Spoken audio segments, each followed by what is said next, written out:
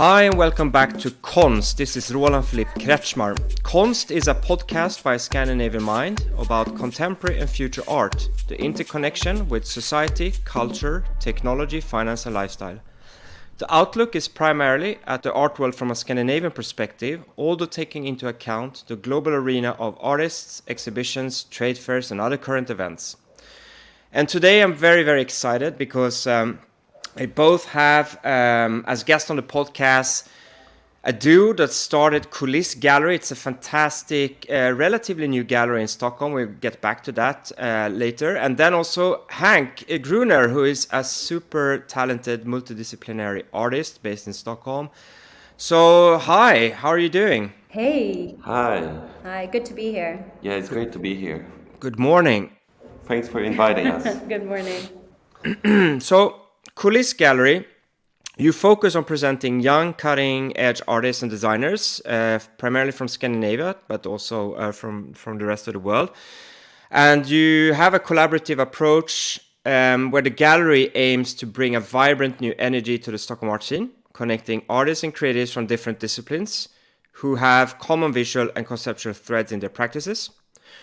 And the gallery, Coulisse Gallery, is run by Filip and Jeanette. Filip is a Konstfack graduate, having previously worked as a furniture and set designer and architect, both in the Netherlands and Sweden. And Jeanette has previously worked as a freelance curator, both in London and New York, and then here in Stockholm. And then, of course, the third guest, Hank Grüner, who is a multidisciplinary artist based in Stockholm. He's originally from Colombia, and in addition to working predominantly in painting, sculpture, and drawing, Hank also works as an in-house artist for Swedish brand Our Legacy. So it's a great show today. I'm super excited. Long intro, but I think for the listeners, this is going to be exciting. So I'm going to start with Filip and Jeanette, and you decide kind of who goes first. But Coulisse Gallery, I mean, as I said in my intro, super exciting gallery space. There's a big buzz about what you're doing. Can you kind of give the backstory? Why did you start the gallery? And, just explain to the listeners what you're doing. Of course. Yes, so I started the gallery in February this year because I had this vision to bring new energy to Stockholm art scene by showing the best of young artists and designers from Scandinavia and also from Europe. And then, so I studied at Konstfack. I took my master in design, and the idea when I started was to co-create. That was sort of the idea behind the program, to involve different people in the sort of creative process.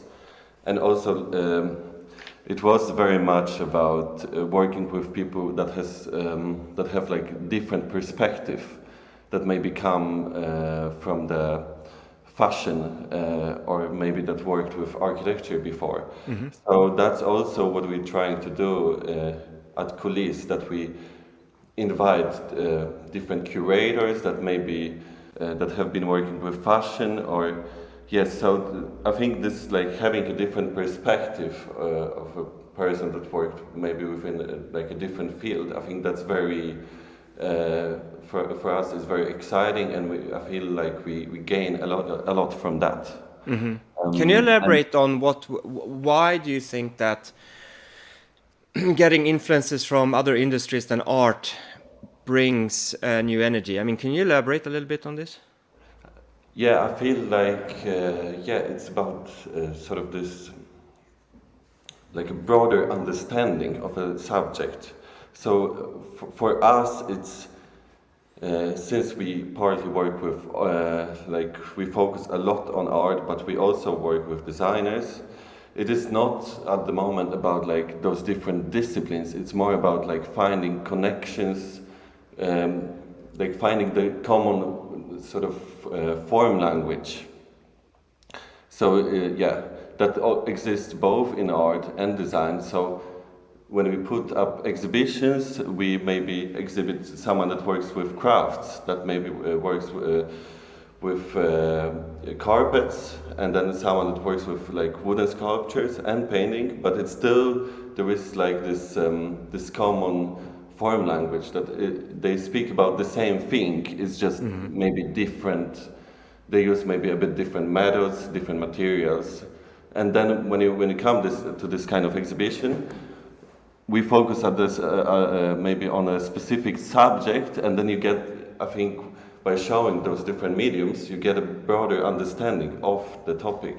And Jeanette, out of curiosity, was this element what kind of attracted you as well to starting the gallery? Or do you have another perspective on it? Philip and I started working together in May. He invited me to do an exhibition, so to curate a show. And coming from London and working as a freelance curator for many years, I've always thrived on this idea of collaboration and working with different galleries and artists. And when Philip and I started working together at the beginning of the summer, I felt we had a very similar ethos in the way that we sort of think about artists, the way we think about artworks, and supporting the artists that we believe in, and the way that we want to kind of like showcase those people's work. And I immediately also felt like Coulisse Gallery is about building a community, and that was very exciting to me. So that's sort of where our relationship started off, and we decided that coming from different fields, you know, me coming more from like a curatorial fine art background, and Philip having a lot of years of experience working within design, felt like a very a nice place to meet, and there was a really good synergy there, I think. And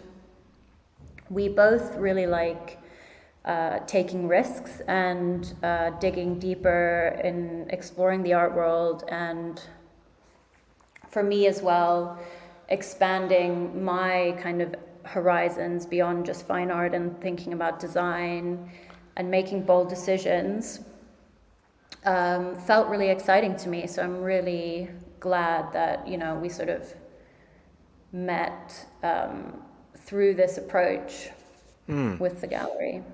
We'll get back a bit more to the gallery and your view on the gallery scene and the art market, etc. But Hank, you've exhibited once with the gallery, right? And now you have a second exhibition coming up.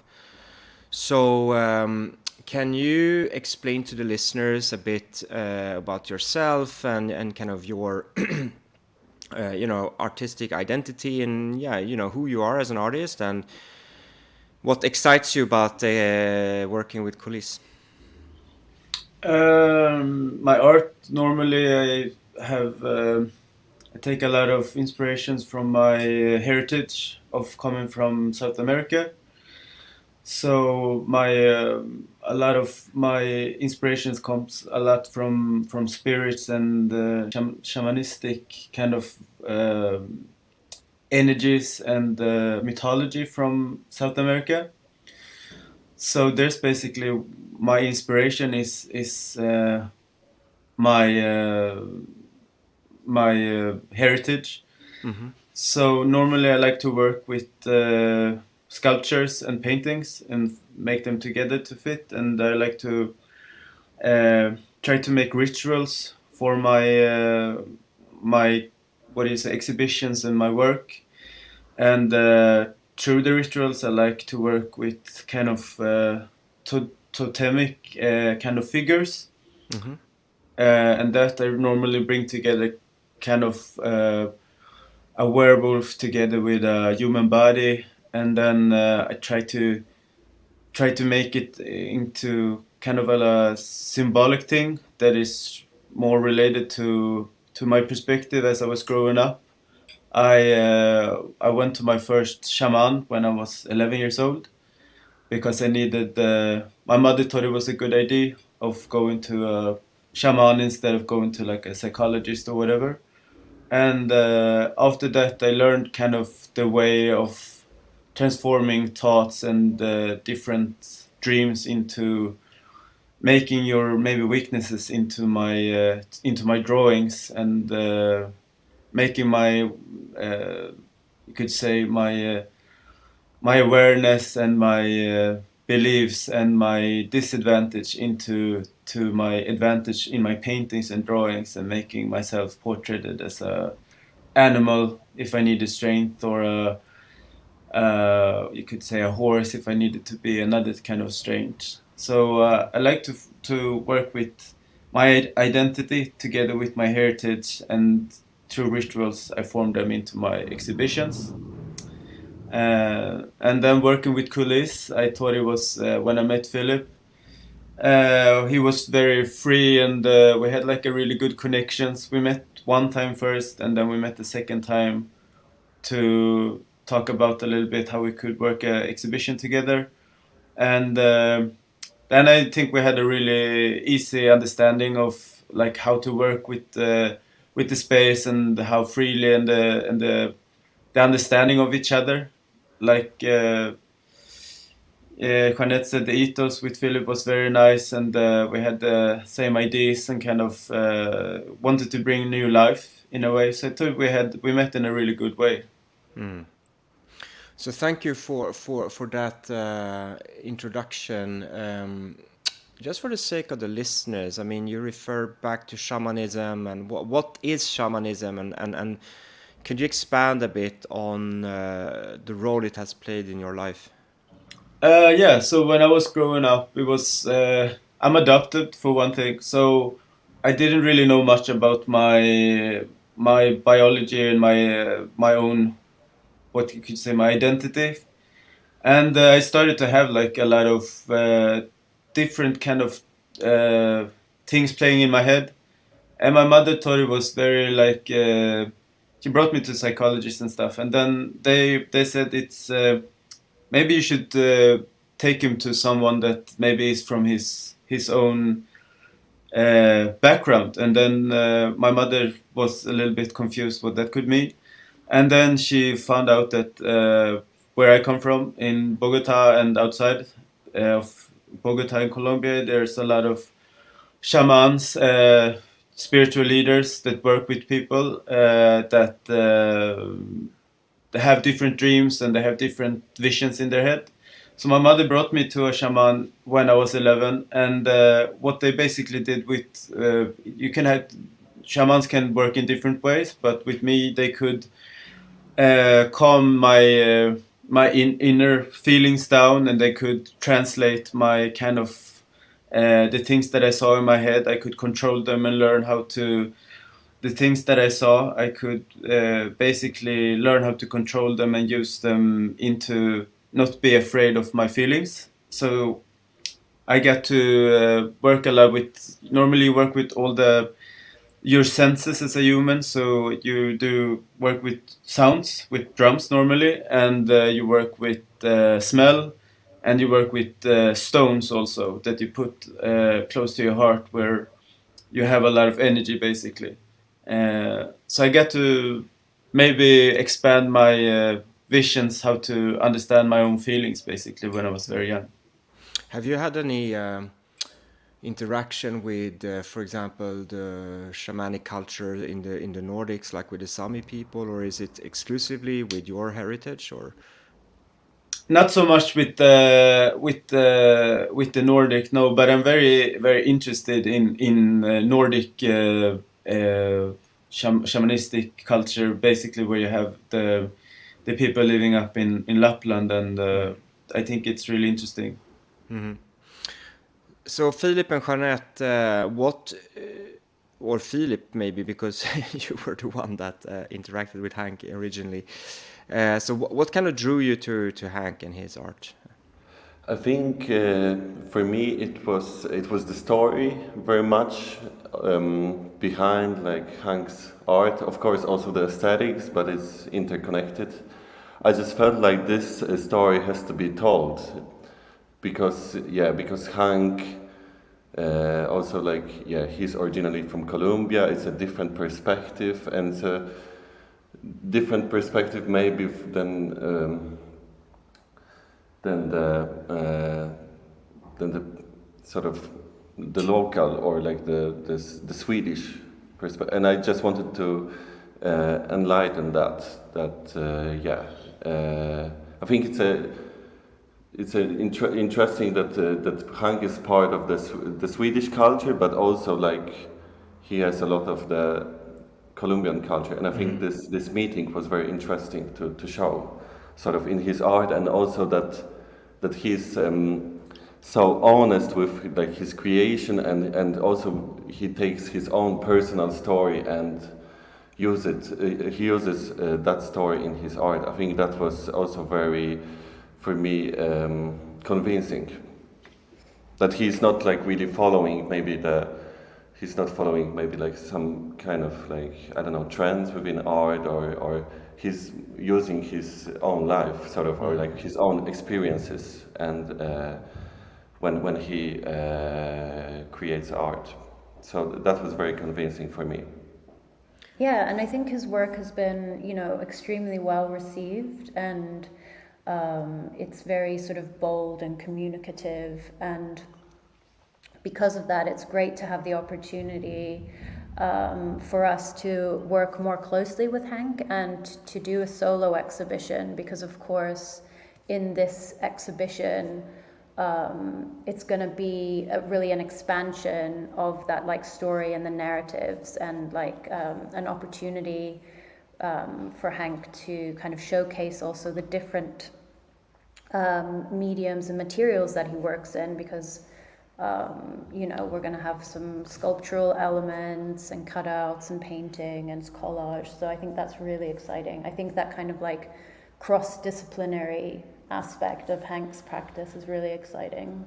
Exactly, it's again the same thing as I mentioned in the beginning, maybe I think by using those different mediums, you can also understand like a bit better like what he wants to sort of communicate, because it's not only painting, it's also like sculpture. So yeah, it's then you can get like again broader understanding of what's Hank's story, or like what he wants to tell us, basically.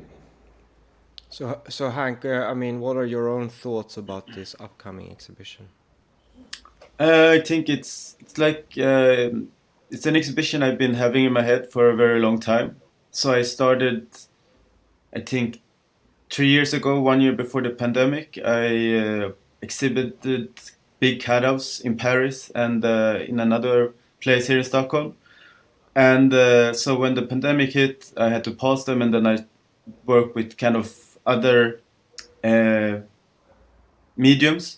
But then for me, this was always maybe the things that was closest to my heart, to work with the cutouts, that I call them, and that's very big, like wooden sculptures. So the new exhibition contains very big scale cutouts. That is kind of, you can work them or see them as scale that changes metaphors for times in a way. And then also there are smaller works that are also similar to the cutouts, but it all the big, what do you say, the content of the exhibition is kind of how I view trying to transform myself into different, seeing the door as a transformative vision into another world in a way. So it's a lot of, you could say, rooms that are being placed with different figures, taking up my sculptures in different forms, to the collage, to paintings, and to the other sculptures, basically. So what do you want the visitor of this show, this exhibition, to experience and feel? And a buyer, for example, like a collector or a first-time buyer. Maybe like a theatrical kind of twist, and also see the transformation into different kind of shape-shifting. And then also, like Jeanette said, different, or earlier, maybe it's a little bit kind of more bolder into the colors. And then, I don't know, it's hard to say what a collector wants, but I would say it's very personal for me in the way of just working with the sculptures and the paintings. Do you, as an artist, care who buys your work?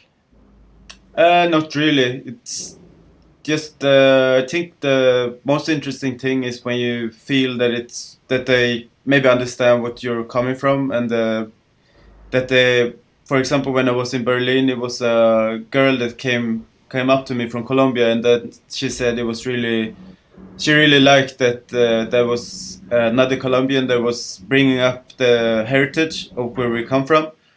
And for me, that was maybe that made my whole exhibition into another. She made me so happy when we got to talk about that thing, and so it doesn't really matter. But when I see someone that can understand the Colombian perspective and maybe come there, then maybe I get a little bit more excited in a way.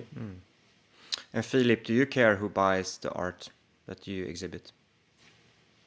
Yeah, I would say that I do. I want the person that buys the art to understand it, or to have like a personal attachment to the piece, maybe.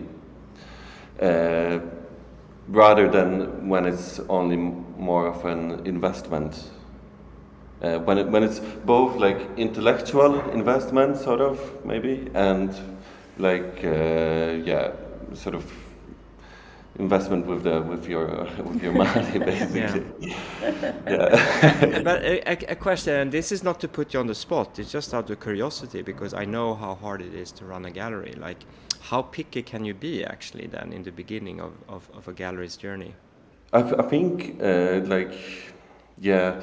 it's good to be picky, because I don't know. My dream would be, or I have some of the collectors that I have also like a personal relationship with, that we speak about art. We maybe talk even daily about what kind of pieces, what kind of artists we like, to have that like friendly relationship, basically, instead of thinking of a buyer that's just the customer. I think the collector should be, in my eyes, and some of our collectors are the part of the community. So Yeah, I think so, because also, you know, we're obviously like a young gallery and we're working with young artists, but as a gallery, your vision is always to like, or for us anyway, it's like about building something, you know, that has like a good fundamental core. And so for that to happen, you have to have that sort of relationship with collectors where it's, you know, it's about investing in each other kind of like mutually, you know, and like sharing that kind of passion and enthusiasm. Yeah, and So I think it's not, I mean, you know, of course, it's never, I don't think we're like, oh, you don't have this in this collection, therefore you can't buy something. Which That's many other galleries have. yeah, exactly. But we're definitely not about that. But we are about, you know, like we want to build like a sustainable support system for the artists that we work with. You know, we want to like build a future together. So we want people who are passionate, you know, and who care about the artist and the artworks. You know, that I think that is like what it's really about. And to be honest, like so far we met very supportive people that partly maybe purchased art from us, and also brought other collectors to us, and because of the arts, of course, that we present, but also because of the general sort of vibe around the gallery. Yeah, I think so. That is very collectivistic.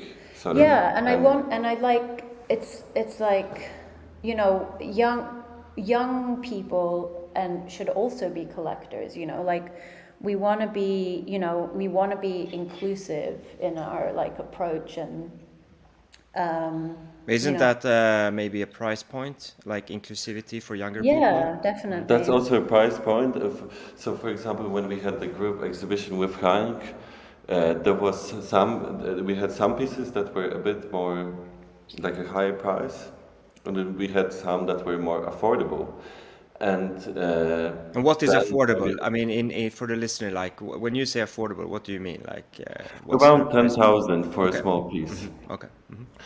So then, Yeah, and then like, you do bring in bring in sort of different audiences, and I think that's really great. exactly. So now, for example, when we're gonna do the solo show, then we're gonna have some pieces that maybe also have a little bit higher price because they maybe Hank put a little bit more time in producing them. But we're also gonna have some smaller pieces, so those people that maybe bought uh, pieces at the last exhibition, they can afford buying, continuing collecting art from the same artist at this occasion also. Yeah.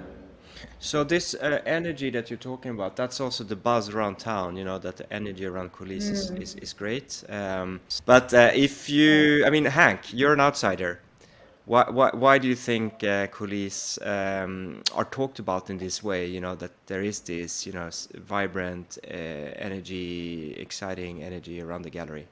I think what differs Philip's gallery or Coulisse compared to the other galleries here in Stockholm, there's very much more room for younger artists to do shows, and then also there's like a little bit more, I would say, bolder kind of stuff. You don't normally at this gallery here in Stockholm you see the same persons and you see the same things, and you see this is something maybe new in the way of taking new people that are a rising artist or new artist, and Philip taking in people from not only Stockholm, everywhere.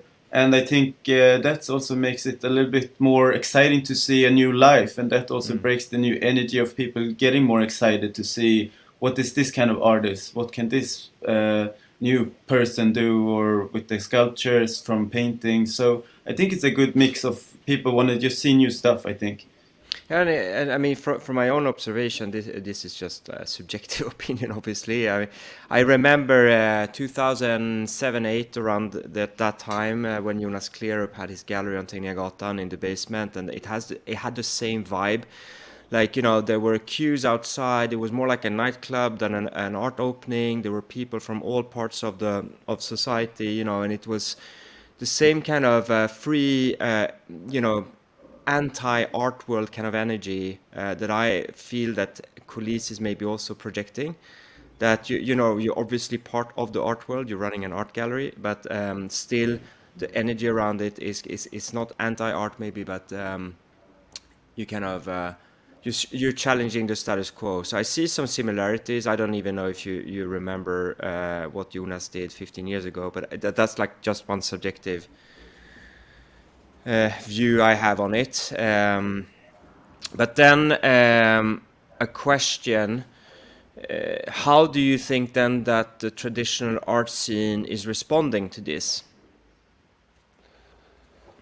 I would say that. Well, I think it's really interesting, if I can, that you mentioned Jonas Klerup, because when we were thinking about, you know, coming on your podcast and talking to you, we were kind of talking about the sort of Stockholm art scene and the Stockholm art market, and I feel like, well, you can speak a bit better on this, maybe, Philip, but like people like Jonas Klerup have been really supportive. Exactly. We were very lucky that we met people that, also in the beginning when we opened in February, that helped us a lot. Like Johanna Sundström, she has been very supportive. She introduced us to a lot of people. She was very helpful. Then we also did collaborate with with Jonas Klerup. He's also been a mentor, and so I'm not surprised by that. yeah, Given, I mean, it's a personality thing, right? As well. yeah, Yeah. yeah, exactly. So that's been great. We had a great experiences actually when it comes to like reception of how people. And what Yeah. about view other us. gallerists? I mean, like I the more mean, traditional yeah. gallerists. Yeah, I think also like we're really good friends with Alexander Stoyanovsky, who's opening public service later this year, you know, and super excited about what they're going to do there. And yeah, I feel like it's a really, I mean, one of the things for me moving to Stockholm a year ago was that I felt that it's a tight-knit community, but it's also quite a welcoming community, you know, like people support each other and people are like willing to, you know, come to your openings, have chats, come for coffee, you know, it's been really, overall I would say it's been really super positive. Yeah, And what about kind of participating more formally, traditionally in the art scene? I mean, are you going to be at Art Basel? Are you going to exhibit in these trade fairs? I mean, what's your view on that? That's the dream. I mean, yesterday we were talking about Freeze London. We're like, that's where we're going. That's where Yeah, you're going. Okay. but also we really like a chart Yeah, art fair definitely. in Copenhagen. Yeah. And we possibly, now we're gonna do a collaboration with Nordiska Galleriet, so we're gonna do exhibition there. And we might work with this Danish artist that had like a solo exhibition at Charts. Yeah, that was exhibiting a lot of pieces. I think, yeah, definitely, you're absolutely right. Like, chart is the, you know, definitely where we want to go. But it's obvious, you know, it's like, it's slow and steady wins the race for sure. Yeah. But And what I about the think international galleries? Do you have any kind of, I don't know, friends, inspiration? I mean, just out of... Yes, definitely. Like we would love to. I mean, that's not. We didn't contact it yet, them yet, but we really like this gallery in Copenhagen, Gallery Contemporary. It's pretty young gallery, but it gathered great artists, I think. And we hopefully going to work with some of the artists also. And they are also very open-minded. They like to. I think they also want to collaborate, and from the Stockholm-based artists galleries, we also really like Udem Atelier. That is run by Nikodem because he does things differently, like in an interesting way. Yes. So, and what do you think, Jeanette? Like, what's your?